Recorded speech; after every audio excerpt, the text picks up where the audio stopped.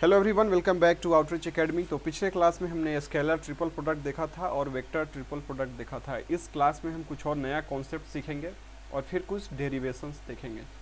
तो जो दो कॉन्सेप्ट्स है हमारा बच गया था, तो उसको हम आज देखेंगे। तो जिसमें सबसे पहला कॉन्सेप्ट है हमारा कोलिनियर वेक्टर्स।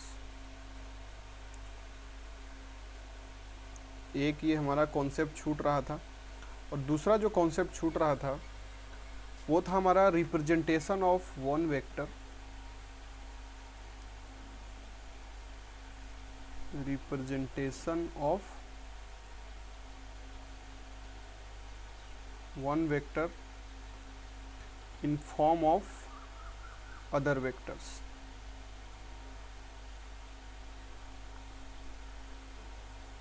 तो ये दो कॉन्सेप्ट है जिसको आज हम देखेंगे। तो सबसे पहले हम शुरू करते हैं कोलिनियर वेक्टर। कोलिनियर वेक्टर क्या है, इसको सबसे पहले समझते हैं। तो इसके बारे में इसको दो तरीके से हम समझ सकते हैं। सबसे पहला है कि जब भी दो वेक्टर्स का इंक्लिनेशन एक ही लाइन के क्रॉस हो, तो उसको हम क्या बोलते हैं, कोलिनियर वेक्टर बोलते हैं। यानी कि मान लीजिए एक ये लाइन है कोई, और एक वेक्टर इस पे हमारा ये है, और जो दूसरा वेक्टर है उसका भी इंक्लिनेशन इसी लाइन के क्रॉस हो, चाहे वो इसी तरफ हो या फिर इस तरफ हो। तो ये जो तीनों वेक्टर्स आपको दिख रहे हैं ये कोलिनियर है आपस में। इसका मतलब क्या हुआ, अगर इसको हम दूसरे तरीके से समझें कि एक वेक्टर अगर ये है तो दूसरा वेक्टर या तो इसी डायरेक्शन में होगा या फिर इसके जस्ट अपोजिट डायरेक्शन में होगा। यानी कि हम ये बोल सकते हैं कि टू वेक्टर्स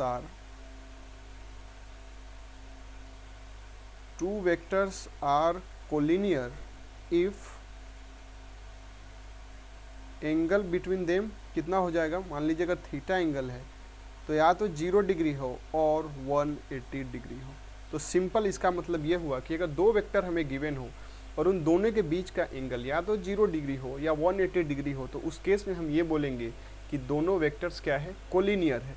या फिर हम ये बोलो कि दोनों वेक्टर का जो इंक्लिनेशन है या दोनों वेक्टर का जो डायरेक्शन है वो एक ही लाइन के अक्रॉस है। तो उन दोनों केस में हम क्या बोलेंगे कि दोनों वेक्टर्स क्या है, कोलिनियर वेक्टर्स है। अब हम ये क्यों पढ़ रहे हैं, हमें ये क्यों जानना चाहिए, चलिए अब इसको देखते हैं। मान लीजिए एक वेक्टर है कोई, हमारा ये वेक्टर है ए बी वेक्टर, ठीक है, ये कोई ए बी वेक्टर है। अब दूसरा कोई वेक्टर लेते हैं सी डी वेक्टर। आपको दिख रहा होगा कि ये दोनों कोलिनियर वेक्टर है, ठीक है। कोलिनियर का मतलब ये होता है कि दोनों का इंक्लिनेशन एक ही तरफ हो। तो यहाँ आपको दिख रहा होगा कि ये दोनों एक लाइन के क्रॉस नहीं है, लेकिन आपको पता है कि वेक्टर को शिफ्ट किया जा सकता है। तो यानी अगर हम इसको ये हमारा ए बी वेक्टर है, तो हम नीचे वाले वेक्टर को शिफ्ट करके वेक्टर को आपने पढ़ा होगा, ये क्लास 12 में भी था या हो सकता है आपके फर्स्ट ईयर का ये सिलेबस रहा हो, कि वेक्टर को आप शिफ्ट कर सकते हैं किसी डायरेक्शन में, लेकिन उसको रोटेट नहीं कर सकते। मतलब ये हुआ कि अगर कोई वेक्टर है तो इसको हम शिफ्ट करके नीचे ला सकते हैं या फिर इसको शिफ्ट करके दाएं भी ले जा सकते हैं या बाएं कहीं भी ले जा सकते हैं। तो शिफ्टिंग से वेक्टर पे कोई फ़र्क नहीं पड़ेगा। ये वेक्टर, ये तीनों वेक्टर सेम ही है। अगर इसको कोऑर्डिनेट एक्सिस पे देखें तो और अच्छे समझ में आएगा। मान लीजिए एक ये वेक्टर है, इसको आप शिफ्ट करके ले आइए, ये वेक्टर हो, या ऊपर शिफ्ट करके ले जाइए या फिर आगे शिफ्ट कर लीजिए या इधर शिफ्ट कर लीजिए। ये चारों वेक्टर क्या है, आपस में सेम है, लेकिन इसको हम रोटेट नहीं कर सकते। इसका मतलब ये हुआ कि अगर एक वेक्टर ये है और इसको हमने रोटेट कर दिया एक एंगल से, तब ये वेक्टर हमारा क्या हो जाएगा, चेंज हो जाएगा। तो इसीलिए मैंने इसको शिफ्ट कर लिया। तो यहाँ पे अगर आप देखें कि जो हमारा ए बी वेक्टर है और ये सी डी वेक्टर है, दोनों का डायरेक्शन तो सेम है, और यही होता है कोलिनियर वेक्टर्स के केस में। और अगर हम मैग्नीट्यूड की बात करें तो मान लेते हैं कि जो नीचे वाला वेक्टर है ए बी वेक्टर, उसका मैग्नीट्यूड 5 है, यानी ये लेंथ 5 है, और ये ऊपर वाले का लेंथ मान लेते हैं 7। तो अगर हमें लिखना हो तो हम कैसे रिप्रेजेंट करेंगे सी डी वेक्टर को? आपको पता है कि वेक्टर को कैसे लिखा जाता है, मैग्नीट्यूड और बगल में उसका डायरेक्शन, ठीक है। तो मान लीजिए कि इसका ओरिएंटेशन इस तरफ, इसका कुछ डायरेक्शन होगा और मैग्नीट्यूड आपको दिख रहा होगा कि 5 है, तो हम लिख सकते हैं 5 और कुछ डायरेक्शन मान लीजिए कुछ भी होगा डी कैप। ये सी डी वेक्टर है तो 7 होगा क्योंकि सी डी का लेंथ 7 है। और ए बी वेक्टर की अगर हम बात करें तो ए बी वेक्टर में भी क्या होगा, मैग्नीट्यूड और साथ में डायरेक्शन। तो मैग्नीट्यूड इसका 5 है और इसका भी डायरेक्शन क्या है, डी कैप। तो इसका मतलब ये हुआ कि अगर आप डिवाइड करें दोनों वेक्टर को तो हम क्या लिख सकते हैं, C D vector upon A B vector is equal to 7/5, क्योंकि डायरेक्शन क्या होगा, कैंसिल आउट हो जाएगा। इसका मतलब ये हुआ कि हम ये लिख सकते हैं C D vector is equal to 7/5 A B vector, या फिर हम ये भी लिख सकते हैं A B vector is equal to 5/7 C D vector. तो यहाँ से जो नोट लेने वाला पॉइंट है वो ये है कि जब भी अगर दो वेक्टर्स कोलिनियर हो तो इसका क्या मतलब होता है। तो इसका सिंपल मतलब ये होता है कि हम एक वेक्टर को दूसरे वेक्टर के फॉर्म में लिख सकते हैं। जैसे कि अगर आपको पता चल गया कि कोई एक ए वेक्टर है और दूसरा बी वेक्टर है और दोनों क्या है, कोलिनियर है, अगर ये गिवन हो तो इसका क्या मतलब है, इसका मतलब है कि आप ए वेक्टर को बी के टर्म में लिख सकते हैं। यहाँ पे कुछ कांस्टेंट आ सकता है, तो मान लीजिए कोई लैम्डा कांस्टेंट आएगा, या फिर हम बी वेक्टर को ए वेक्टर के फॉर्म में लिख सकते हैं और यहाँ पे कुछ कांस्टेंट आएगा मान लीजिए, और यहाँ पे जो आएगा लैम्डा 1/λ आएगा, यहाँ का जस्ट रिवर्स। आई होप आपको ये समझ में आ गया कोलिनियर वेक्टर्स। सबसे पहले हम लोगों ने कोलिनियर वेक्टर्स के डिफिनीशन को देखा कि दो वेक्टर्स अगर एक ही लाइन के लॉन्ग इंक्लाइन है, दोनों का डायरेक्शन सेम है, तो उसके कोलिनियर वेक्टर्स बोलते हैं। या दूसरे फॉर्म में हम कहें तो उनके बीच एंगल या तो 0 डिग्री हो या 180 डिग्री हो, या फिर हम एक और चीज़ बोल सकते हैं कि दोनों वेक्टर या तो पैरेलल हो या फिर एंटी पैरेलल, तो इनको हम कोलिनियर वेक्टर बोलते हैं। और जब दो वेक्टर्स कोलिनियर हो जाएंगे तो फिर हम एक वेक्टर को दूसरे वेक्टर के फॉर्म में लिख सकते हैं। ये हमारे पास एक मान लीजिए आपको अगर एक वेक्टर दिया हो, एक ए वेक्टर है I cap plus 2j cap plus 3k cap, और आपको ये बोल दिया जाए कि एक बी वेक्टर है जो कि कोलिनियर है किसके साथ, ए के साथ, B is collinear with A vector, और आपसे बी वेक्टर बताने को कहा जाए तो आप क्या बी को अज्यूम करेंगे, बी इज इक्वल टू क्या होगा, मैग्नेट, यहाँ कुछ कांस्टेंट आएगा, यही होता है ना। हमने इसको क्या लिखा था, लैम्डा इंटू ए वेक्टर, तो लैम्डा और ए वेक्टर को बगल में चिपका दीजिए, I cap 2j cap plus 3k cap, तो बी वेक्टर हमें मिल गया इस फॉर्म में। तो ये फ़ायदा है इसका। अब यहाँ से कोई और रिलेशन गिवन होगा, उसका यूज करके हम लेमडा का वैल्यू निकालेंगे और यहाँ पुट कर देंगे तो हमें बी वेक्टर मिल जाएगा। आई होप आपको ये समझ में आ गया। अगर समझ में आ गया तो चलिए क्वेश्चन देखते हैं। क्वेश्चन है गिवन, आपको एक वेक्टर दिया हुआ है, कोई ए बी वेक्टर है जो कि आपको गिवन है, ठीक है, और उसका वैल्यू आपको दिया हुआ है 2i cap plus 3j cap plus 5k cap, ठीक है।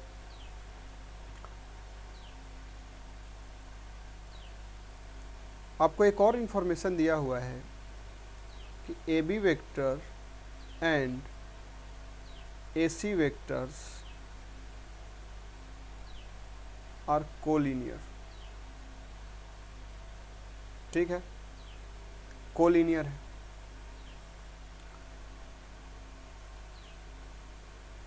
एंड जो मैग्नीट्यूड है एसी वेक्टर का, जो एसी वेक्टर का मैग्नीट्यूड है वो आपको दिया हुआ है 25। अब यहाँ से दो सवाल आपसे पूछा जा रहा है।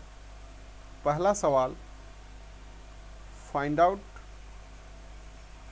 एसी वेक्टर, ये एसी का मैग्नीट्यूड होगा एक्चुअली, और दूसरा वेक्टर आपसे ये पूछा जा रहा है कि is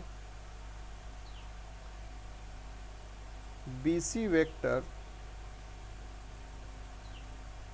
collinear with A B.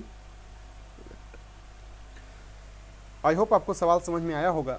सवाल ये है कि ए बी वेक्टर दिया है और ये आपको दिया है कि एक जो ए बी वेक्टर है ए सी वेक्टर के साथ क्या है, कोलिनियर है, और ए सी वेक्टर का आपको मैग्नीट्यूड दिया है। तो पहला सवाल आपसे ये पूछा गया है कि ए सी वेक्टर क्या होगा वो बताइए, और दूसरा ये सवाल पूछा है कि जो बी सी वेक्टर है वो ए बी से कोलिनियर होगा या नहीं। ठीक है, तो चलिए इस क्वेश्चन को देखते हैं। सबसे पहले क्वेश्चन को देखते हैं। तो हमें क्या पता है, हमें पता है कि ए बी और ए सी क्या है, कोलिनियर है। तो जैसे ही हमें पता चला कोलिनियर, तो हम क्या लिख सकते हैं, A C is equal to लिख सकते हैं lambda times A B vector, और ए बी वेक्टर हमें गिवन है तो इसको पुट कर लेते हैं 2i cap plus 3j cap plus 5k cap. और हमें क्या दिया है कि जो ए सी वेक्टर का मैग्नीट्यूड है वो 25 है, और वेक्टर का मैग्नीट्यूड आपको निकालना आता है, तो ये कितना हो जाएगा 2 लैम्डा के square 3 lambda square plus 5 lambda square, और ये जाएगा रूट में, इज इक्वल टू कितना दिया है 25। वो यहाँ से हम लैम्डा को सॉल्व कर लेते हैं। हम लैम्डा को बाहर ले लेंगे तो अंदर बच जाएगा 4 plus 9 plus 25 is equal to 25। अब लैम्डा कितना हो जाएगा 25 बाई 34 38 रूट अंडर। तो लैम्डा क्या मिल गया 25 बाई रूट अंडर 38। तो ए सी वेक्टर क्या हो जाएगा, ए सी वेक्टर हो जाएगा हमारा 25 by root 38 2i cap plus 3j cap plus 5k cap. I hope आपको ये समझ में आया, और ये बहुत ही सिंपल है। तो आपको ये समझ में आ गया होगा कि कोलिनियर वेक्टर क्या है और उसका हम एप्लीकेशन कैसे करेंगे अपने मैथ्स में। अब इसके आगे हम नेक्स्ट क्वेश्चन देखते हैं। हमसे ये पूछा गया है कि B C vector and A B vector collinear है या नहीं, ये हमारा टारगेट है। और गिवन क्या था, हमें गिवन ये था कि जो ए बी वेक्टर है और ए सी वेक्टर है वो कोलिनियर है, यही गिवन था। मतलब A B and A C are collinear, ये आपको गिवन था। तो चलिए सबसे पहले इसको हम ड्रॉ करते हैं कि मान लीजिए कि ए बी वेक्टर को हम ड्रॉ करते हैं। कुछ ऐसे रहा होगा A B vector, A point है और बी पॉइंट। उसके बाद है ए सी वेक्टर, यानी कि ए सी इस पॉइंट से शुरू हुआ होगा और सी पॉइंट तक गया होगा, और ये गिवन है कि ए बी वेक्टर और ए सी वेक्टर कोलिनियर है। तो इसका मतलब जो सी पॉइंट है वो इसी लाइन पे लाई करेगा। अगर ये हम लाइन ड्रॉ करें तो इसी लाइन पे हमारा सी पॉइंट, अब सी कहीं भी हो सकता है, तो अब फाइंड आउट करने की कोशिश करते हैं कि वो कहाँ होगा। अब देखिए हमारे पास ए सी वेक्टर निकल के आ चुका है, इसका मतलब ये हुआ, और पहले से हमें क्या दिया हुआ है, ए बी वेक्टर भी दिया हुआ है। और आप इसको देखें, इसको, तो इसका वैल्यू कितना होगा, ये ऑलमोस्ट 4 के इक्वल होगा। आप इसको कैलकुलेट कीजिएगा, ये 6 पॉइंट समथिंग आएगा, 25 बाई 6.5 वो 4 के अप्रॉक्स कुछ आएगा। तो इसका मतलब ये हुआ कि जो ए सी है उसका मैग्नीट्यूड ए बी का क्या है, 4 गुना है। यानी कि अगर ए बी का लेंथ ये है तो ए सी का लेंथ उससे 4 गुना होगा। यानी ए सी मान लीजिए कुछ यहाँ होगा, ये होगा हमारा ए सी वेक्टर, और ये जो पॉइंट होगा वो सी पॉइंट होगा, ये हमारा बी पॉइंट है और ये ए पॉइंट है। एक और यहाँ पे आप देखें कि जो मैग्नीट्यूड है वेक्टर का, जो डायरेक्शन देखें वो बिल्कुल सेम है। कोलिनियर के केस में मैंने आपको बताया था कि 2 केस पॉसिबल है, या तो दोनों एक ही डायरेक्शन में हो सकते हैं या दोनों अपोजिट डायरेक्शन में हो सकते हैं। तो अगर यहाँ पे लेम्डा का वैल्यू निगेटिव आता तो इसका मतलब ये होता कि ये जो ए सी वेक्टर है वो ए बी वेक्टर से उल्टी डायरेक्शन में है। लेकिन यहाँ पे पॉजिटिव आया, इसका मतलब ए सी जो है इसी डायरेक्शन में है। इसका मतलब ये हुआ कि जो सी पॉइंट है वो इसी डायरेक्शन में होगा, ना कि इस तरफ होगा। ठीक है, तो ये हमें पता चल गया, ए बी वेक्टर भी मिल गया और ए सी वेक्टर भी मिल गया। अब बताइए BC वेक्टर कौन होगा? BC वेक्टर यही होगा ना जो B पॉइंट से शुरू होगा, जो B पॉइंट से शुरू होगा और C तक जाएगा।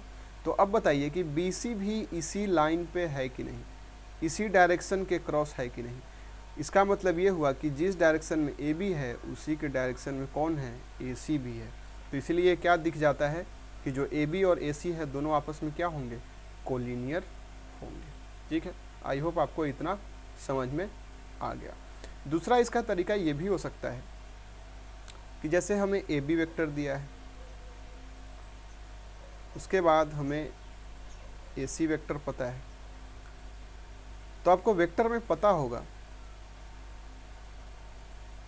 कि AB वेक्टर को हम क्या लिख सकते हैं। AB वेक्टर को हम लिख सकते हैं B vector minus A vector,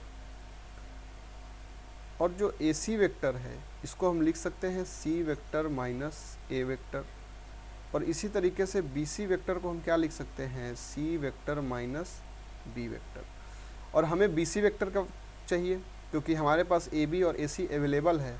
तो अगर आप इसमें देखेंगे हमें C माइनस B चाहिए, तो अगर इसको हम फर्स्ट इक्वेशन मान लेते हैं और इसको सेकेंड, और अगर हम सेकेंड से अगर फर्स्ट को माइनस कर दे तो हमें क्या मिल जाएगा, ये A कैंसिल आउट हो जाएगा और C माइनस B हो जाएगा, यानी कि ये इसको हम लिख सकते हैं AC vector minus AB vector. इसका मतलब ये हो गया कि जो BC वेक्टर है वो क्या हो जाएगा, AC माइनस AB वेक्टर। और अभी हमने देखा था कि ये दोनों कोलिनियर वेक्टर्स है, इसका मतलब जो डायरेक्शन इसका है वही डायरेक्शन इसका है, तो इसको हम लिख सकते हैं lambda into AB vector minus AB vector, तो ये हमें मिल जाएगा लेम्डा माइनस 1 AB वेक्टर। तो यहाँ से भी हमें क्या दिख रहा है कि जो BC डायरेक्शन को हम लिख पा रहे हैं एक कांस्टेंट इंटू AB वेक्टर, और ऐसा हम कब कर पाते हैं, जब दो वेक्टर क्या होता है आपस में कोलिनियर होता है। इसका मतलब ये भी प्रूफ क्या हो रहा है कि BC वेक्टर और AB वेक्टर दोनों क्या है, आपस में कोलिनियर है। तो ये पूरा मैथमेटिकली था और ये एनालिटिकल वे था, आपको दोनों समझ में आना चाहिए और आई होप आपको अच्छे से समझ में आया होगा। तो ये था कोलिनियर वेक्टर का कॉन्सेप्ट। अब हम आगे मूव करते हैं, हम अपने नेक्स्ट कॉन्सेप्ट पे आते हैं कि कैसे एक वेक्टर को हम दूसरे वेक्टर्स के फॉर्म में रिप्रेजेंट कर सकते हैं, और इसका हिंट जो है आपको कोलिनियर वेक्टर के फॉर्म से ही आपको दिख जाएगा। मान लीजिए कि एक C वेक्टर है और आपसे ये कहा गया हो कि रिप्रेजेंट C वेक्टर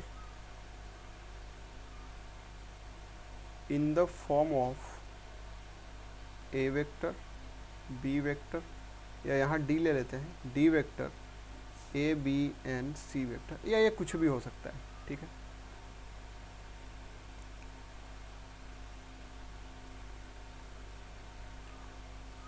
अब देखिए यहाँ पे मैं आपको एक वार्निंग दे देना चाहूँगा। हमारा जो कोर्स है ये, उसका ओरिएंटेशन बिल्कुल यूनिवर्सिटी एग्ज़ाम की तरफ है। इसमें हम कॉन्सेप्ट्स को नहीं सीख रहे हैं, यानी हमारा उद्देश्य वेक्टर कैलकुलस को नहीं सीखना है, हमारा उद्देश्य है एग्ज़ाम को पास करना। तो इसीलिए अगर कुछ लोगों ने पढ़ा होगा तो वहाँ पे डाउट उठा सकते हैं। ये जो रिप्रेजेंटेशन होता है एक वेक्टर का दूसरे वेक्टर्स के फॉर्म में, तो आप ऐसा नहीं है कि किसी वेक्टर को किसी के फॉर्म में लिख दें। ये जो तीनों वेक्टर्स है ना, ये आपस में मतलब इनका कुछ रिलेशन होता है आपस में, ये कुछ न कुछ कंडीशन को फॉलो करते हैं। शायद आपने सुना होगा ऑर्थोगोनल वेक्टर्स।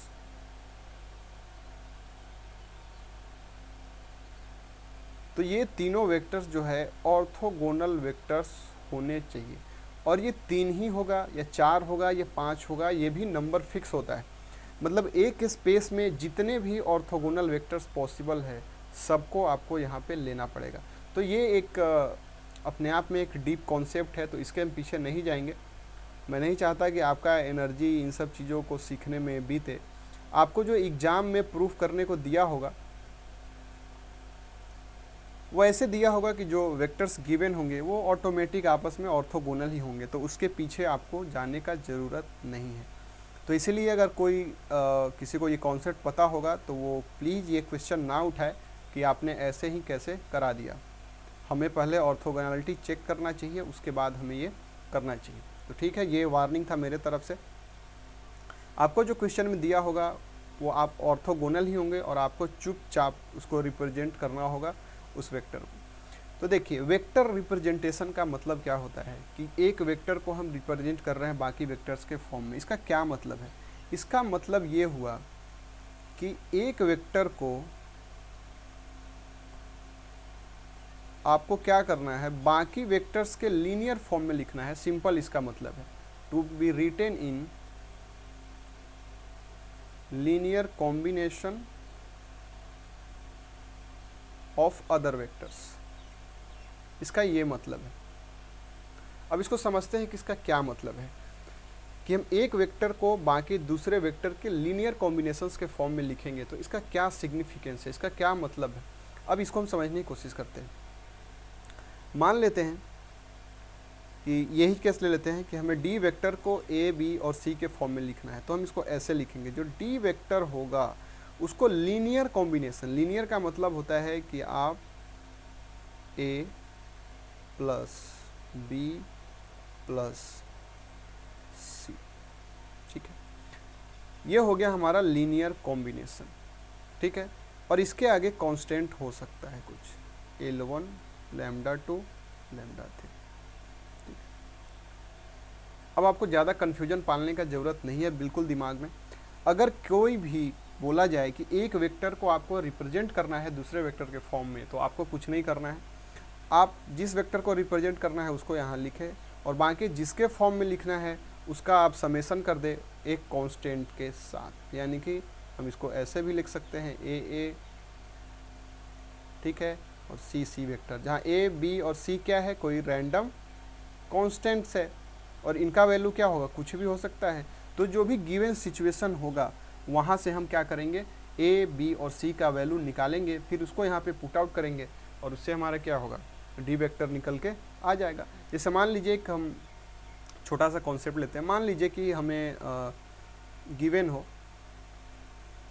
हो कि जो ए वेक्टर है, मान लीजिए कुछ आई कैप, जे कैप, के कैप, कुछ रैंडम वेक्टर ले लेते हैं। जो वी वेक्टर है हमारा वो 2 आई कैप माइनस जे कैप प्लस 3 के कैप है, और जो सी वेक्टर है हमारा वो आई कैप माइनस 2 जे कैप माइनस के कैप है। और हमें ये बोल दिया गया कि जो डी वेक्टर है उसको आप रिप्रेजेंट कीजिए ए, बी, सी के फॉर्म में, ठीक है। तो हमें क्या करना है, एक कांस्टेंट लेंगे, कोई भी आप कांस्टेंट ले लीजिए, चलिए अल्फ़ा मान लेते हैं इस बार, और हम क्या करेंगे, alpha A vector plus beta B vector plus gamma C vector. अब अल्फ़ा, बीटा और गामा क्या है, हमारे पास कांस्टेंट है। तो मान लीजिए यहाँ पे कुछ और दिया होता, कुछ और इन्फॉर्मेशन, जैसे कि आपको दे दिया होता कि डी का मैग्नीट्यूड ये है, डी का डायरेक्शन ये है, या डी किसी चीज़ से इतना एंगल बनाता है, या डी का आप डॉट प्रोडक्ट करेंगे तो इतना वैल्यू आएगा, या कुछ भी ऐसा एक्स्ट्रा इन्फॉर्मेशन दिया होगा, उससे हम इक्वेशन बनाते हैं और अल्फ़ा, बीटा और गामा का वैल्यू कैलकुलेट करेंगे। मान लीजिए कि अल्फ़ा हमारा 2 आ गया, बीटा कुछ हमारा 3 आ गया, गामा मान लीजिए हमारा 0 आ गया, कुछ भी आ सकता है।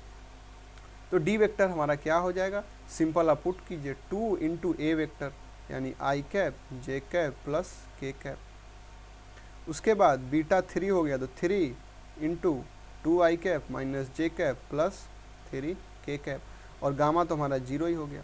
तो नया वेक्टर कितना हो जाएगा, 6 2 8 आई कैप माइनस 2 और माइनस 3 यानी माइनस 5 जे कैप, और 9 एंड 2 प्लस 11 के कैप। तो आई होप आपको ये समझ में आ गया होगा कि एक वेक्टर को अगर हमें रिप्रेजेंट करना है बाकी दूसरे वेक्टर्स के फॉर्म में, तो ये भी बहुत ही एक आसान कॉन्सेप्ट है। और फिर हमने उससे पहले देखा था कि जो कोलिनियर वेक्टर्स का क्या कॉन्सेप्ट है और उसका क्या सिग्निफिकेंस है, उसका क्या इम्पोर्टेंस है, ठीक है। आई होप आपको इतना समझ में आ गया होगा। तो अगर इतना समझ में आ गया तो चलिए एक हम बहुत ही प्यारा सा क्वेश्चन लेते हैं।